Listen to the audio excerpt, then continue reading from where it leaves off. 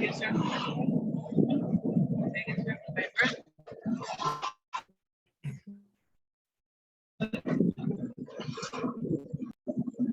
What's up, Devon?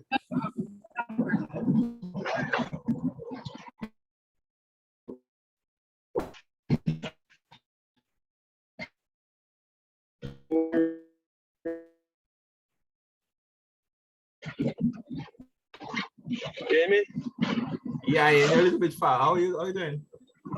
Yeah, Because in the first, you can't first part of the class, man. practically because Dan this reached out to me late.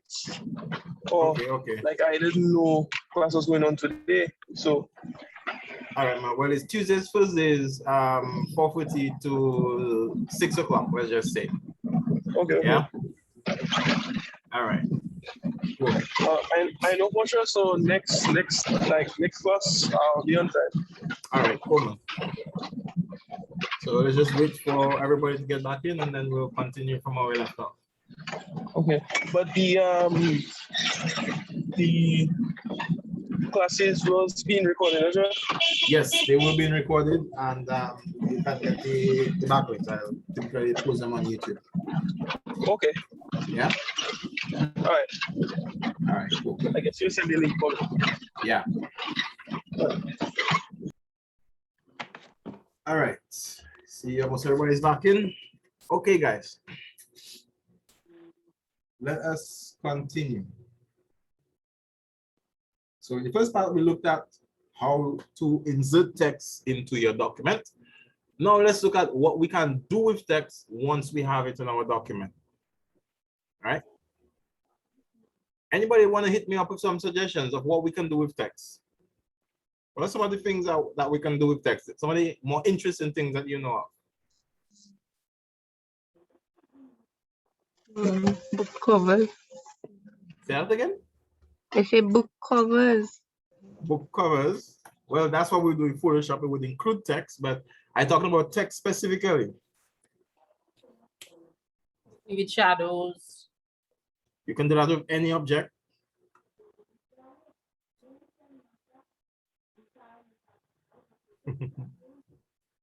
Animation. There. Yes, we can do animation, but remember, usually when we design in Photoshop, we design visual stills. So we're not looking at real animation. Now, that's not to say that we cannot do animation in Photoshop, because we can, but that's not really one of the major things that we would do with text. Okay, let me just walk you through some of the ways that we can manipulate text.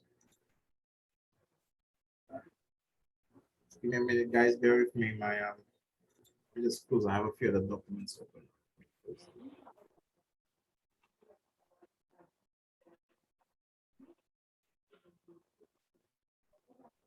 So this.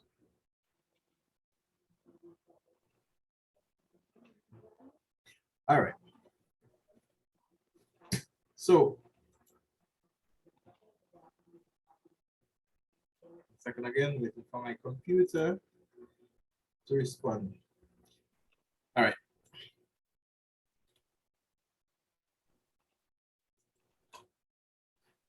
One of the more common things that we do with text in Photoshop is wrap it. Now, once you've mastered the type on path, you will probably never want to wrap text again, because the type on path is a much better option and it gives you much more control over the way the text actually adjusts to the object that you need it to, right? But we're still gonna go for the text wrapping. And to access the text wrapping, the easy way to do it would be with your text layer that you want to wrap selected, right? And your type tool selected. In the options bar, you click on the text wrapping button. See right there, create wrap text. You can just click here. The other option is you can find it on the edit, but let's just do it. Create wrap text. All right, so we can wrap in a number of different ways. We can arc our text.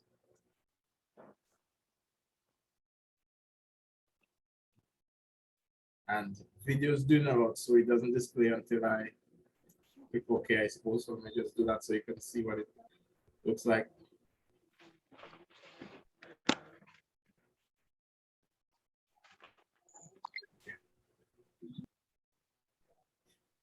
Right, so this is an arc. You can arc your text. You can define your arc, make it as big or as small as you need it to be, right? You have arc upper, lower, you have arch, bulge. Here's another option of wrapping your text. And sorry, the video may not be streaming through because it's even not displaying well on my side until I confirm it. But it may not be just showing you adequately what you expect to be seeing. But what you guys can do is try it out on your computers, right? The text wrapping, the different options, and you will see in, I suppose, more of real time what the various effects are. Okay. So you guys just go through the text wrapping options.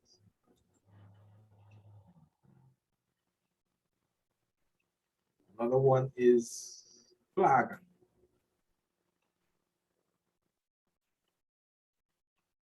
So you see the flag, it gives you the impression of the text is glowing. So there are a few cool ones you guys can go for, and I encourage you to look into that on your own. If you have any issues with it, manipulating it, you can always let me know. All right. Okay. I'm also not going to go through how we would add shadows and so on to a text. We're going to deal with the blending options and the layer styles in more than likely our next class. All right. So we're just going to continue with working with text today. What we're going to continue on is the character panel, right? Getting you familiar with and working with the character panel or the character palette. Here it's referred to as different things. Okay. I'm going to remove the wrap text on my document. Actually, I'm just going to remove the wrap in it.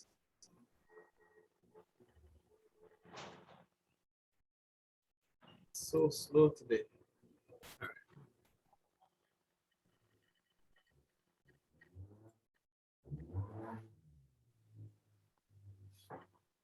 Okay. All right, so let's look at how we can manipulate our text once we've gotten it into our document. All right. So most of your text manipulations on a character level is going to happen with your character palette. And if you're going to be dealing with a group of text or paragraphs of text, you will be working with your paragraph palette. Okay.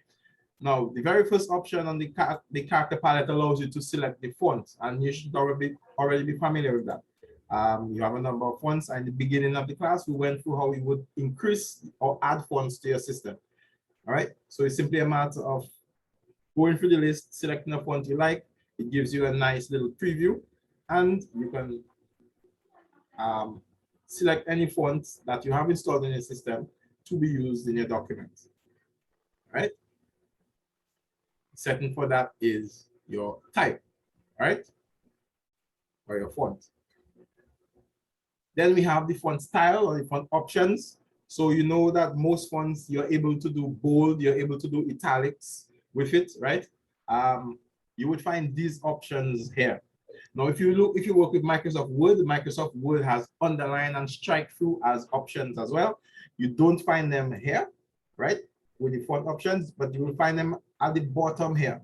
We have strike through at the bottom, the last button, and we have underline, the one before the last. Okay, so in case you want to find these two, that's where you find them. But here you can change the weight of the font, and let me show you a font that has more options than this one. This one only has regular. So let's go to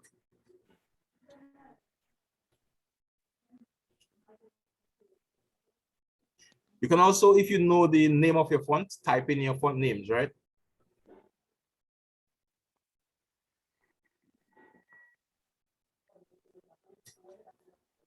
All right, I'm going to use Helvetica New. The reason why I'm using Helvetica New is because I have probably the entire collection, and I can show you what the various options look like. So we have from ultra light all the way up to black italic, right?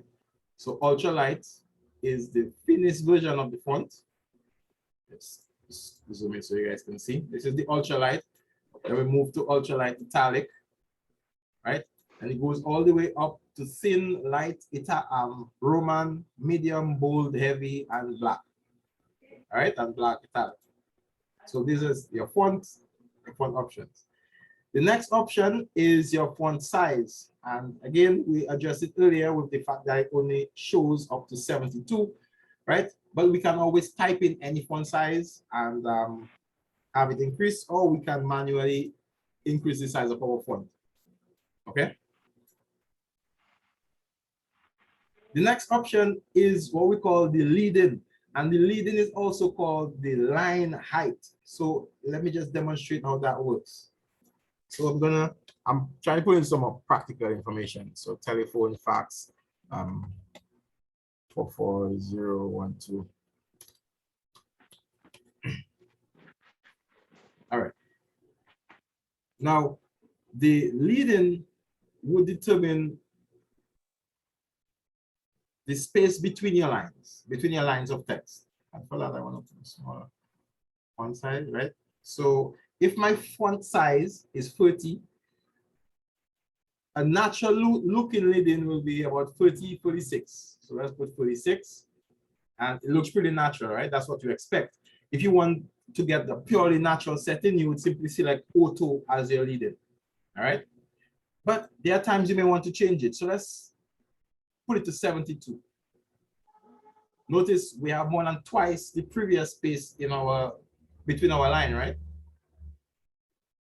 We can increase it a bit more if we want, to whatever figure you want. Let's go 150. And this is what the leading of 150 looks like. We can also decrease it. Let's go ridiculously small amount, like say 10. And at that point, we have our lines almost over one another. Everybody sees that. So that's your leading. Typically, for regular text you expect to read, you can use auto. Change it if you need to. All right. Any questions on the leading? Okay. No. The next option we have is the kerning. The kerning basically adjusts how your characters join together. So how two characters, basically the spacing between the two of them.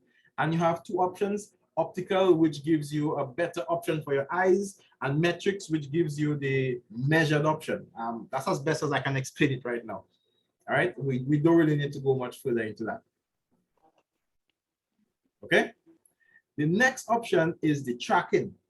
And can anybody tell me what the tracking does? The tracking is here, the one that has the VA icon. What is the tracking? All right, so the tracking allows us to determine how much space is between our characters. So a tracking of, say, 200 puts a lot of space in between our characters, like this. Let's give it a second. And notice I selected the first line, and now that I'm making the changes in the character palette, it's only going to affect what is selected. If I had nothing selected, but I was on the layer, it would affect the entire layer. But because I have just the first line selected, all changes that I'm making right now are going to happen with just the text that is selected. Everybody understand that? Yes, sir. Yes. Yeah. Okay. So notice 200 put lots of space in between the text, and it doesn't go more than 200, but we can type in a figure of, let's say, 500 if we really want to get that much space. Let's see what it would look like. Great. So that is a tracking of 500. Let us put a negative tracking, because tracking can be positive or negative. 0 is your regular spacing between the text, right? And if you go negative 50, for instance, it's going to squeeze your text really close together. Let's go negative 100 so we can actually get the full effect of it. Yeah, you see right now there's almost no space between your text. It's touching each other right on top of it. Right. So you adjust that with your Reading. The next options we have for the characters are the height and width, and that's straightforward. 100% height is 100% height. 200% will stretch it up twice vertically. Yeah. So I typically keep that at 100. And one thing to note, and that's different if you're looking at Illustrator and Photoshop, but changing the width or the height of the text or the width of the text on the character palette is not the same as stretching the text here. So even though I were to use the move tool and sorry. Just give me a second, waiting for the computer to respond again. All right, right.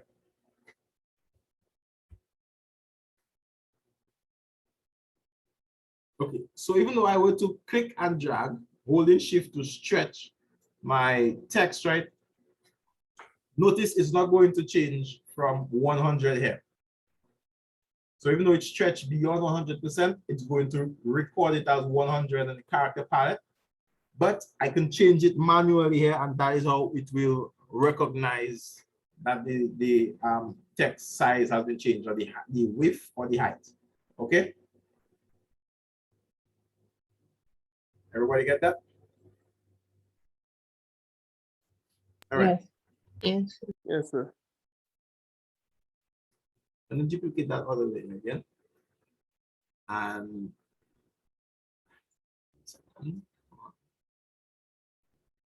all right. The next option we have is the line height or baseline shift. Sorry. The baseline shift tells the font or the selected font, right? How high it should be from the baseline. The baseline is where the floor of your text, right? So if I were to increase the baseline for, notice again, just the 0 is selected. So just the 0 is going to change, right? If I increase the baseline of the 0 from 0 point to anything, notice what happens. It rises above the baseline, which is the floor of your text, which is where your text sits, right? So increase the baseline, it raises your text above the baseline. And if I were to decrease the baseline, it does the opposite. And we can even go negative to have it below the line itself. Everybody got that? Now, do not confuse the baseline shift with the line height, which can appear to do the same thing, but does something different, okay? All right? Okay. The last of the options here is the color. And that is a simple option. Again, I want to do it with a partial selection, so I'm going to select just the number here. And we can simply click in the color box. Check out what's the screen, right? The color picker dialog box will pop up, and it will allow you to select a color. So, okay. It allows you to select a color for either your entire layer or whatever part of the text is selected. All right, everybody sees that? Yes. Yes. Okay. Now, so far, we're only working with all type tools. We're working with the type tool and the character palette. We're not adding any special effects, any blending options, any shadows or anything like that, right? That's just working with the text itself. Okay. Now let's look at the other options. We're talking about these options we find below the character palette here. And to do that, I want to change the font again. Let's go Arial this time. The Arial boards. So again, random font. But the reason I'm choosing that font is because it has the different options. That previous font that we were using doesn't have a difference between a capital T, for instance, and a small t, but Arial does, which is why I switched back to it. So let's just run through the options of those buttons at the bottom of our character palette. The first one is, what's the first one? Can anybody tell me? That big T here. Bold. not bold. Anybody want to correct that? Look at what the tooltip says when I hover over it. What does it say? If you hover over it, what does it say? Fold. Four bold. What is four? Fake. What does four mean? Anybody know? Fake. Fake, right? So that is actually fake bold. Now, if you want to make, let me just show you. This is your regular area of text. You see it, right? If you want to make your text bold, you would need to go into the font options here or the font style and select bold. That is bold or real bold. All right. This option here is fake bold or faux bold. Now, there are some fonts. Let's go back to that previous font, which is the fancy one up here, right? If you notice, it only has a regular version. There is no bold option for it. There's no italic option for it, right? So for fonts like these, we can use faux bold, and I'm going to press it to use it. Notice it doesn't really do much, but we can use faux bold to give us a simulation of what it would look like if it were bold.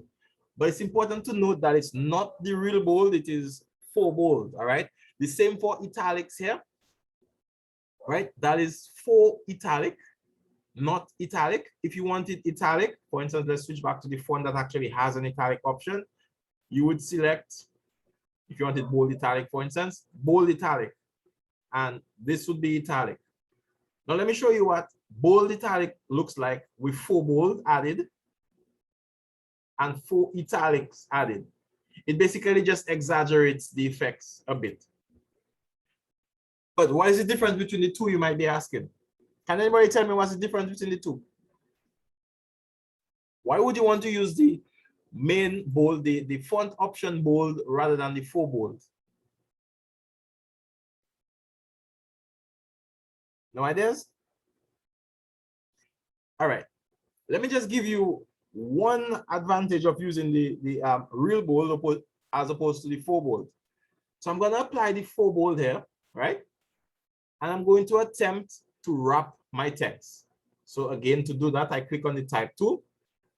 My options bar should change. My properties bar should change to show me the type options. And I click on the wrap text button, right? Just drag that across. Sorry, show up on my other screen. If you try to do that, you're going to get that error. Everybody can see the error, right? Yes. It says could not complete your request because the type layer uses a faux bold style. Remove attribute and continue. It's asking you, should it remove the attribute and continue? So in order for it to wrap your text, you have to not have faux bold or faux italic enabled. All right. In other words, you cannot wrap your text with faux bold or faux italic. It's going to create distortions that you would not like. And Photoshop will just stop you from doing that. Everybody got that, right? Okay, so in the event you need to faux bold, faux italic, this option here is all caps. And it's a handy option. There are times when you might want to type something in all caps and you've typed an entire paragraph and you type the paragraph in sentence case. For those of you who don't know, sentence case is the first letter of the sentence is in capital letters and all the rest is in regular, except names of places, people, things, and so on, right? Proper nouns. Now, if you wanted to change everything into capital letters, typically you'd have to retype it again, although most of the newer applications have an option to change the case. But Photoshop includes that handy change case option. You can click on all caps and automatically have your text displayed in all caps. All right, if it was an entire paragraph of text, it would change every single character into all caps. The next option is called small caps, and that is all caps, but the letters that were previously typed in small, the capital letter versions are going to be smaller than the capital letter versions that were typed in capital letters. I'm not sure if I confused you with my word in there. Let me know if you understand it. Small caps. Understood. All right, great. The next option we have here is Superscript, right? Can somebody tell me when we want to use Superscript? Okay. Right, so today is Tuesday, the 31st of August, right? Let's just put it like that. Let's assume that's my full day. Usually, we don't represent 31st like that. We would represent it, if we're writing it, we'd represent it as a superscript. But typically, if we type in it, the application doesn't give us an option to do that, but Photoshop does, right? So you could use this button here to convert your any text into superscript, which is text are slightly above the line, right? And likewise, you have subscript, which is text below the line. Any idea when you might want to use subscript text? Chemical formula. Chemical formulas, right? Another example is you might want to use in mathematical formulas superscript for like 2 to the power of something, and for subscript for base whatever the case might be. All right.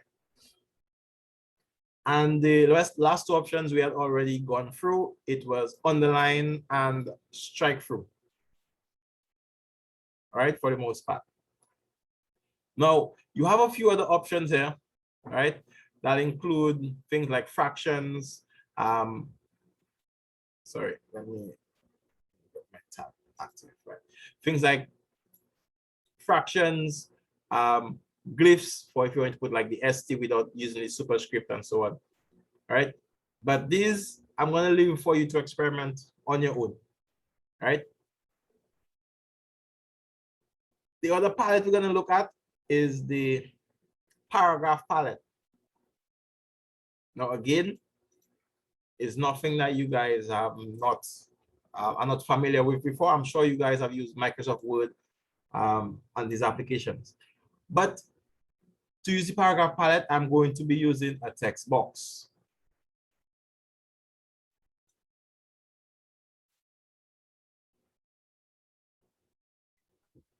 And let me increase the size of my text. Now, you're going to see less of an effect with freeform text, right? In the paragraph palette, because remember, the paragraph palette deals with groups of text, right? So let's just see what we can do. First thing is, let me confirm. Notice that now we're looking at lorem ipsum, so don't mind if you cannot read the words, but let me just change the font to at least something that's a bit more easier to understand. Let's go back to Arial like we've been using before. Now, just so that it's easy for you guys to understand. Give it a minute to update.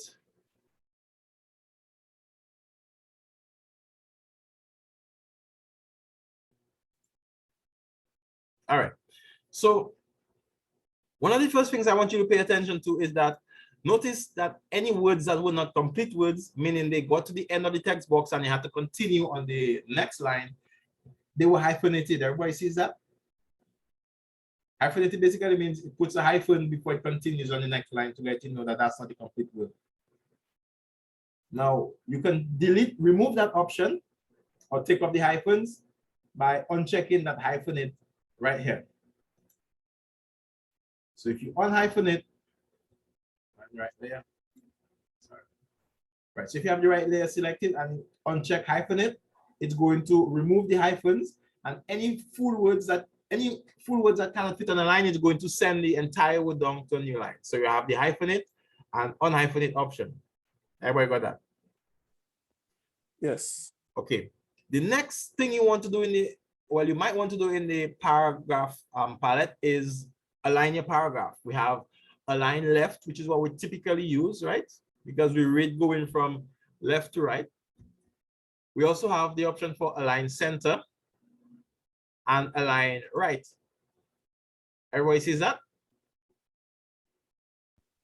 Then we have our yes? All right. Okay. Then we have our justify options. We can justify our lines, and justify means our paragraph begins at a certain point and ends at a certain point, and every line fits between these 2 points. It adds spaces intelligently between the characters to make sure that the text fills up the entire line. And when you're reading things like magazines, newspapers, books, and so on, you will notice that it's justified a lot, all right? So you have justified the last line aligned left, justified the last line align center, justified the last line align right, and of course, full justified. Everybody see that? Yeah. All right. Next options you have there are your indentation options. So you might want to indent your left margin. Let's just do a small indent. Everybody knows what an indent is. It's a space before your, usually we do a first line indent, which is just before your first line, but you also have the option to indent entire paragraphs of text, right? So you have your indent, your left margin, your right margin, your first line indent, right? And you can adjust the space before your paragraph or after your paragraph. That would come in handy when you're working with multiple paragraphs of text. All right, you will actually see the difference as you change those options. And the last thing, the last palette that I want to run through with you today is your glyphs. Now, normally the character palette would be the preferred option if you're in any other application or if you're in earlier versions of Photoshop that doesn't include the glyph, right?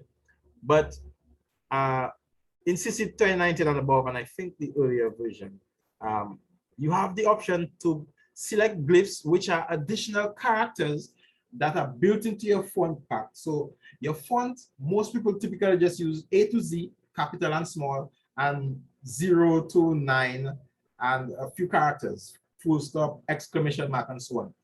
But most of the fully developed fonts have characters for multiple languages, such as French, Spanish, Russian, meaning the characters with the accents over the E's, the I's, the O and the E, for instance, if you talk French, as well as symbols and other glyphs, widgets that you can insert as text into your document. And you can find that in the Glyphs panel. So to insert it again, simply, I'm just going to put my insertion point anywhere.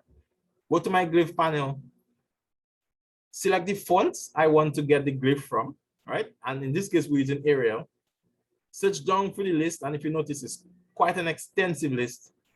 Find the character that I want to put in. Let's put in this. It looks like an interesting character, right? And we simply double click and get it in. Has anybody seen this character before? I know we've seen C for copyright. We've seen TM for trademark. Have you ever seen P? No. No. All right. It's called sound recording copyright. Yeah. So if you hover over any of the characters in the glyph panel, it will actually tell you what the character is. It may not make any sense to you. For instance, this one is the Greek capital lunate sigma sigma. This one is the triple prime. This one is null, right? So not every one of them will have names, but this one is the Arabic letter he with inverted V. So if it makes sense to you, it would, right? If you need to use it, it would make sense to you. If you don't, then you simply ignore it. All right. Okay, guys. So that is basically type text in a nutshell, working with text within your document. Do you guys have any questions on that, on anything that we've done today? Any questions? Anything you don't understand? Anything you want me to go over?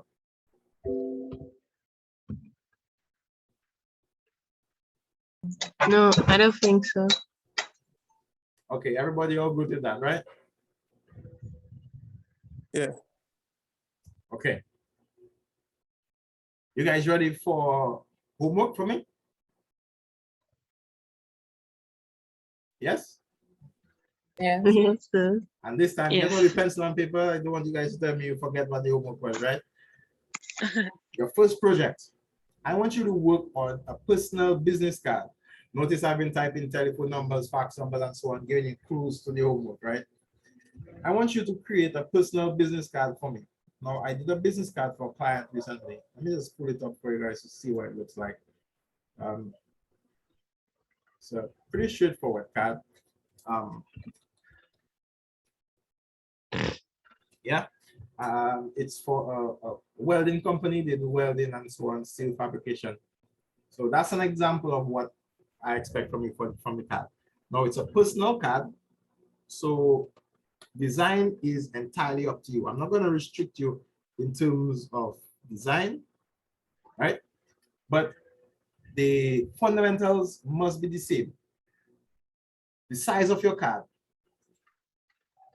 Let's go through it. What is the size of a business card? Can anybody tell me?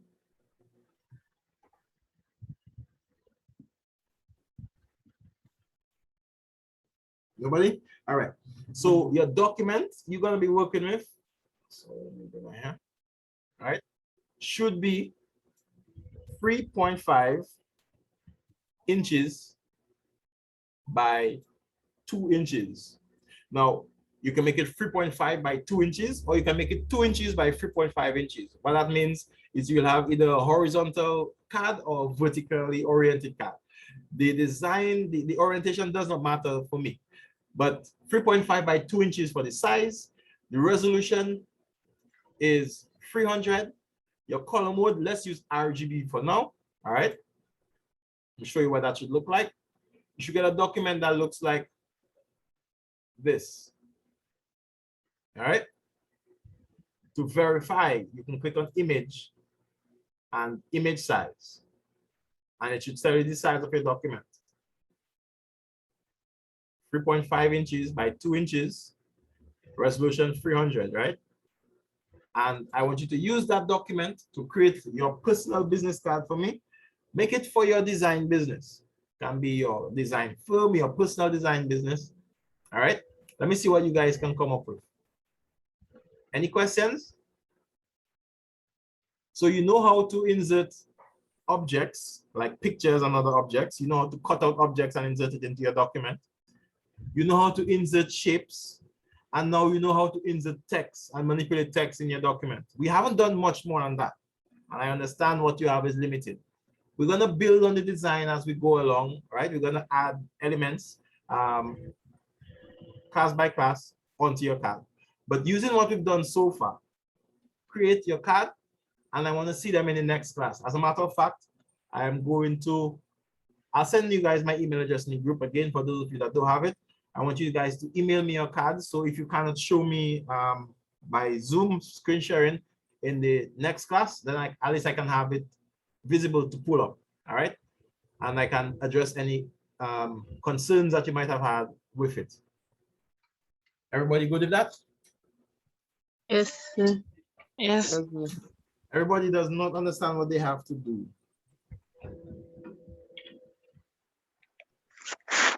Yeah, Okay, good. I understand. But All right. I'll talk to you after class.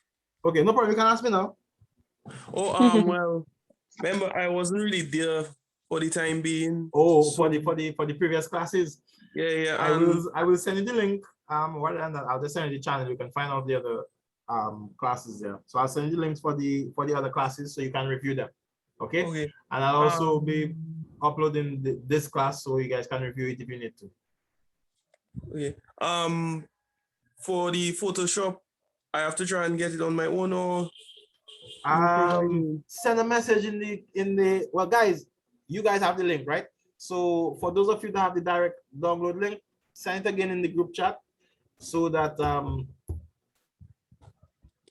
we can download. Well, I'm trying to figure out who I'm talking to right now. Devon, right? Yeah. So that Devon can download it, right? So they'll send it. If not, I'll send it for you in the group chat so you can download it. If all right, no problem. All right. Any other questions, guys? Anything else you need me to go over before we wrap up? One more thing before you go. I remember you said there were some documents BTC also was sent to us. Yes. And I had them open to discuss with you. I'm gonna send them in the group chat. They're PDFs. Okay. Matter of fact, let me do that right now. I had them open actually to discuss with you earlier, but then I closed it because my computer was responding slowly, and I suppose I needed the memory. But there's a couple documents basically related to what the exam expects of you and how to approach the exams. So as soon as we get up from here, look out for it in the group chat. Okay. All right? Okay. Let me just have a quick look. I think everybody else was there. The only new person is Devon, right? Devon Patrick. All right, guys. So everybody good for now? Yes. Yes. So, Yes, sir. All right. If you have any difficulty, feel free to send me a private message or message me in the group chat. All right, and we will tackle it then. Okay. All right. So enjoy the rest of your afternoon. And I will see you guys on Thursday. all right, you as well. Yes. All right. Okay. Bye. Bye. See you guys soon.